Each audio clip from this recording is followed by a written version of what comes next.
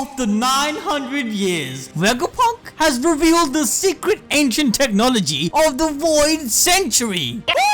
Yes, this new chapter of One Piece has explored more of the Void Century in one page than we have seen over 1,000 chapters. Most importantly, One Piece chapter 1065 has confirmed how busted a the prediction hockey is.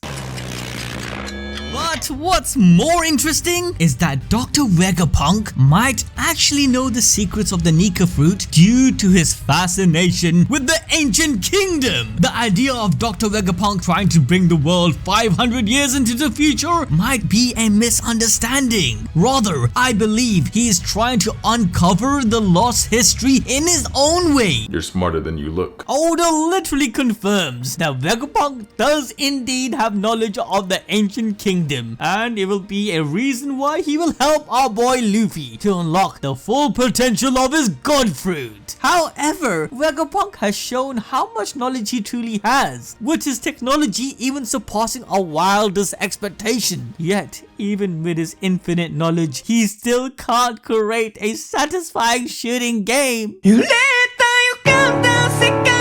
Just imagine the possibilities, but that's not reality. It can't. Nope, it's all real.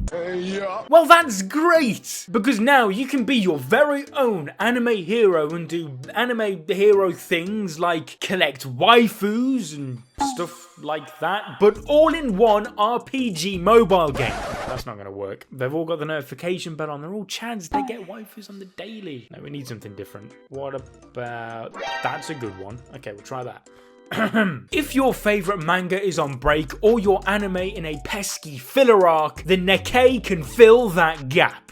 That's the one. NIKKE has both Japanese and English voice actors, some pretty famous ones too. For example, Marion is Hanazawa Kana. It creates an immersive experience combined with its amazing sci-fi story based in a post-apocalyptic world and has insane animations that feel just like actual anime. But NIKKE is different in the sense that it has revolutionized the card collecting idle gaming experience. Simple UI design, easy to use gameplay and vertical view shooting, meaning you can enjoy it anywhere at any time. Launch rewards include 110 free pulls, 2 popular SSRs, and 1 popular SR. Total rewards vary from player to player and depend on actual event participation. Just use the CD key NIKKELUV and download NIKKE using the link in the description and pinned comment to use some of my favourite characters like Volume. Chapter 1065 begins with revealing the real reason Zoro and Brook decided to stay back. We were all thinking Zoro's decision made zero sense, especially after telling Vegapunk he had some demands. But with Zoro's conversation with Brook, we learned that they stayed behind just in case something happened to the others. Considering they are all on Government Island, there is a high chance Vegapunk set a trap, and if that was the case, Zoro will come in clutch. The musky swamp man Karibo then finally pops out of his barrel, acting like he's part of the crew. Zoro is fed up. At this point, he's wondering, why is he still here? Back in Wano, if you guys forgot, this slimy swamp creep ended up helping Luffy conquer Udon prison. He then promised to become Luffy's subordinate, even saying he would join his crew as long as he can get a ride back home on Luffy's ship. Well,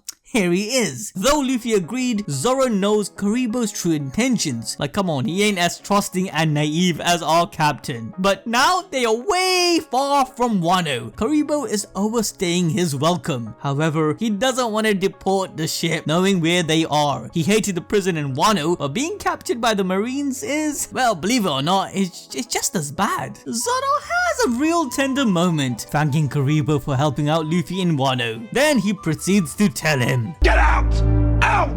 Karibo says he'll remember this, holding a grudge against the Straw Hats. Although this seems played out as a joke, we can't underestimate him, since weirdly, he is becoming a more prominent figure. I mean, he knows where 2 of the ancient weapons are, as well as being in contact with someone who we can allude is not on the Straw Hat side. I'm thinking Crocodile. Regardless, we cut back to the lab with Vegapunk 2, aka Lilith. Nami and Usopp are fascinated by the technology they see, as it seems that Vegapunk has managed to make floating escalators that's coming from the surface. Frankie, on the other hand, inquires on the important questions, like what is the source, powering such technology. This is when we learn that this whole island's power source is none other than fire. Damn, talk about Lunarian DNA being taken to another level. No, seriously though, Lilith further explains Vegapunk's fascination with this source, claiming it can be converted into any form of energy. And she ain't wrong. As we all know, energy can neither be created nor destroyed, but it can be transformed. Fire, even in our own world, is the greatest form of energy, as it radiates heat. This heat energy can then be converted into various forms. Power is just the amount of energy transferred or converted per unit time. If energy is there, so is power. For instance, take the example of electrical power plants. Fuel or coal is burnt to heat water to convert it into steam. The steam in turn rotates turbines and electricity is produced. This is an example of conversion of heat from fire to electrical energy. Vegapunk understands this very well and goes on to say that he's still researching the different kinds of resources it can convert into. Lilith's next statement is what holds extreme importance, because she then says if only there was unquenchable and undying flames that existed in this world, then probably they would be able to create a sun. Now this is huge, not just thematically with the concept of bringing the dawn to the world, but also literally. Yes, all this time we understood the allegorical importance of the sun in regards to its embodiment of freedom and light to the darkness. Luffy is the dawn of the world who was prophesied time and time again throughout the story. He represents the sun. He wears an old sun hat made out of straws. He was chosen by the NIKKELUV fruit to embody the mythical sun god, following its nature to liberate the world. Luffy's whole existence is the antithesis to darkness, oppression and poverty. But now Oda has given us the biggest hint to why the NIKKELUV fruit gives the ability to stretch. It all comes down to a theory of Gear 6, where Luffy will be able to stretch not just his body but also the metaphysical. This includes his haki, power, stamina and anything else he touches. Let's not also forget Luffy can produce his own flames. Subsequently, this power to stretch can also create a concept of infinity, or in Vegapunk's own words, an unquenchable and undying flame. Luffy will give freedom to all and make sure all of his friends are never hungry, with an abundance of sustenance giving them joy. Everything links back to the sun, and now Vegapunk brought in the idea of how this very sun can fuel everything imaginable. Machines that can produce food, infinite food mind you, control the weather and give ease of travel in the sky with flight and anti-gravitation. Like, come on, this is a form of freedom. But those of you who have the notification bell on will know what I'm about to say next. Yes, for a long time I said Vegapunk's obsession over devil fruits and science is actually to learn about the past. And in chapter 1065, a bold deep prediction came true. Vegapunk reveals that the ancient kingdom 900 years ago was in fact very advanced, if not more than Egghead Island. But what if I told you that the energy source used to fuel this kingdom was in fact the very thing Vegapunk wished existed? Unquenchable flames. 900 years ago, the ancient kingdom ruled the world in a time when Joyboy wanted to unite all races. This included the Lunarians and even the fish folk below. But the importance of these two races in specific lies with the gigantic tree Sunlight Eve. Both races utilized this tree from below and above respectively. The Lunarians who lived on the red line were likely the primary caretakers. Their unique flames that they could ignite must have been an essential fuel. This would then give more reason for the war against the ancient kingdom by the humans and allied nations. Like, this shit even happens in our own world for resources like oil, so it's not really far-fetched. But this tree, the Sunlight Eve, I believe is currently at Marijoa in Im Summer's garden and holds a lot of power. This could be how the devil fruits are created, or this tree could even hold the energy to power the ancient kingdom, including their technology. For instance, Uranus, Im Summer was able to use a weapon to wipe out an entire island from existence. But what powered it? It can't be cola, right? But what if the base source is not fire? What if the ancient kingdom utilized something other than flames as fuel, but rather it was haki?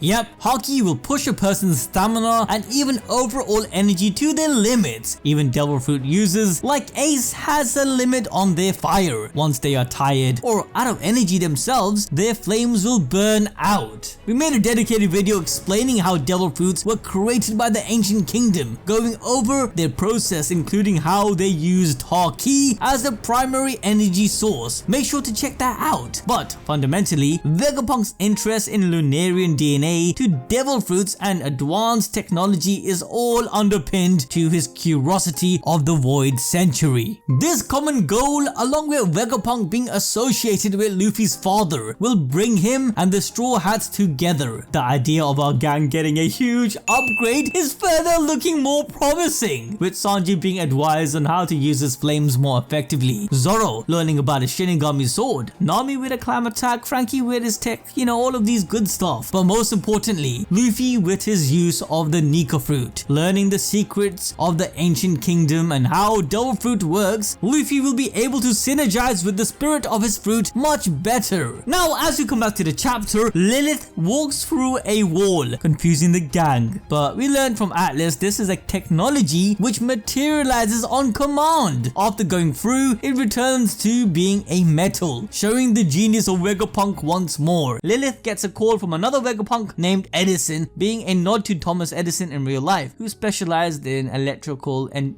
technology. But again, this is debatable. I'm talking about Tesla. But the Straw Hats hear Edison telling them to advance and ignore the fact that Lilith, dipped out of nowhere. As Nami and Usopp goes through their typical antics, the gang suddenly come across the Seraphim test tube tanks, specifically Seraphim 04, with a cute chibi Lunarian Jinbei next to it. Yup, this Jinbei is in fact a Seraphim, meaning that Vegapunk has just led them into a trap. If you're wondering where Vegapunk might have gotten Jinbei's DNA, well, he was imprisoned and impelled down. They could have easily gotten a sample from there. Sanji then senses something odd within him with his observation haki. And this is when Frankie realizes that this is a cyborg. They get blasted immediately by Jinbei and a new battle commences. Despite being confused, Nami says she won't hold back. But then it turns out that this Jinbei Seraphim has a devil fruit. So yeah, Seraphim can be given devil fruits on top of their already altered DNA. He dives into the floor as Frankie stands there shocked, since this looks suspiciously similar to Senior Pink's devil fruit, aka the swim fruit, which ties into Jinbei being a fishman. But this means that Senior Pink is... oh no, he's dead. Okay, probably not, but more than likely, after the capture of Dofi's crew, Vegapunk took the genetic factor of Senior Pink's fruit and recreated it, like he did with Kaido's fruit. He either directly applied it to the Seraphim or made him eat the fruit. Of course, it makes sense that Frankie is the one to notice this because, he fought Senior Pink, and giving Jinbei this fruit is nothing short of genius. Oda once again shows that he's one step ahead. We always thought that giving a fishman a devil fruit was a bad move and no devil fruit would really work with them, but with the swim fruit, he can move insanely fast with his natural fishman DNA. With this speed, the Seraphim Jinbei catches Nami off guard, choking her, which of course pisses off Sanji, claiming that even if this is Jinbei, it can't be forgiven. Robin agrees and they both attack with full force, only for Jinbei to use fishman karate. What the? Oh, this dude's basically Jinbei. Usopp can't keep up with the speed of the Seraphim. I mean, he has the speed of a Lunarian combined with the swim fruit multiplied by his fishman capabilities. So yeah, Usopp can't hang with them yet. This Seraphim must be one of the fastest dudes so far in the show, man. The Straw Hats at this point still are unaware of what they're exactly dealing with. We have explained before on how the government has replaced the warlords, one of their strongest allies, with a bunch of Lunarian Shichibukai biotech cyborgs. Well, at least the smartest of the Straw Hats realized it wasn't Jinbei. Frankie tries to one-shot the Seraphim with his radical beam, only to have the Seraphim dodge the attack after being commanded like a Pokemon. We are then introduced to Edison, the third Vegapunk and the one who commanded the Seraphim, calling the Jinbei model the Shark. Frankie's radical beam completely catches Edison off guard. He did not expect someone else to have similar technology to the laser beams used by the pacifistas. Frankie has literally made Vegapunk sweat, saying that the shark model was in its initial kit stages and they haven't tested it with laser beams yet. Lilith, being Lilith, gets mad about the Straw Hats almost damaging the Seraphim, saying the costs to build something like this is extremely high. She even planned to go in and deal with the Straw Hats herself, giving us an idea that Lilith might be one of the strongest of the Vegapunk bunch. But Edison stops her as he instantly gets the light bulb idea for a new invention. Yeah guys, it is highly likely that Vegapunk's next invention will be taken as an inspiration directly from Frankie. I mean, look how far the gang has come up. Luffy's become a Yonko, making his crew an Emperor's crew, and now Frankie is the one giving inspiration to Vegapunk. Madness. Anyways, getting back to Vegapunk's lab, we are introduced to the fourth Vegapunk called Pythagoras, who realizes the small bout between the Straw Hats and Shark must have provided exceptional data to the Vegapunks. Pythagoras is clearly specialized in mathematical numbers and data, because look at his name. Immediately, we all remember the Pythagoras theorem in school, right? Immediately after, we are introduced to the sixth and final Vegapunk called York. York seems to be asleep after eating a shit ton, which literally proves what we have been saying this entire time. The York Vegapunk is the one who does the eating and sleeping, as all the Vegapunks got full after she had filled her stomach. This shows that if one Vegapunk sleeps and eats, it provides the essentials to all the other Vegapunks, showing that each Vegapunk is linked to each other due to the actual Dr. Vegapunk splitting his personality. By cutting off sleeping, eating, and going to the toilet from their daily routine, a human can increase productivity by 200%. While York is fast asleep, we see his staff running around providing food to the sleeping Kumbhakarna, the same way we see in the previous chapters on how food is made in Egghead Island. But we have strayed far away from the chapter once more, and we see Vegapunk 01 Shaka confront the Straw Hats, finally revealing himself to them. He goes ahead and explains to the pirates about the various Vegapunks. Sanji notices that their new tech shoes sticks to the floor. Shaka explains that this is due to the magnets which they can control. The moment they changed their clothes, Vegapunk had a complete advantage over them. But leaving that aside, Shaka then proceeds to reveal one of, if not the biggest mysteries in One Piece yet, which we have predicted multiple times through our Balls Deep observation, Hucky. You know how it is every week. Predictions are correct. He goes ahead explaining about Egghead Island, and while Luffy's group confronts a certain object, this object is revealed to be a massive mech, similar to the ones Vegapunk had created, but this robot is covered in ruins, showing it isn't from the current time. Vegapunk states that everyone believes his island is 500 years in the future, but they are wrong. He probably used a similar method to our real-life carbon dating, which can estimate the time passed for an object, which made him believe that the technology comes straight from the ancient kingdom, which is said to exist 900 years ago. I mean, all of Vegapunk's technology is based on the ancient kingdom, so technically his island isn't 500 years into the future, but in actuality it is 900 years into the past. If anyone wants to picture what the ancient kingdom looks like, don't think of the ancient Romans or the Colosseums, but think of Egghead Island in itself. Something similar to the Jetsons, or, you know? Vegapunk has been researching the ancient kingdom his entire time, either being inspired by their inventions or stealing them for personal reasons, alongside probably having a counter mechanism for Uranus. This could be the reason why Im-sama wants him executed, as learning about the Void Century is something Im-sama was trying to hide for years. This is typical Oda, revealing something to clear some questions, but in turn, he's adding just more questions. Can't keep getting away with it! How did such an advanced civilization lose to the current world government? We have so many questions after this chapter, but all of this also gives us a hint that not only has Vegapunk been researching the past, but he also probably knows a lot about Joyboy and how the ancient kingdom lost. Through Vegapunk's older illustration of a devil fruit and a rocket creating a gorilla with rockets or jetpack on its back, it gets kinda obvious that Vegapunk knows something about Luffy's devil fruit, and it's only a matter of time till he teams up with the Straw Hats and adds a shit ton of upgrades to them. For now, go check out the video where we explain how Vegapunk will help Luffy achieve his next upgrade, his Gear 5.5 or Gear 6, you know? Yeah, Gear 6.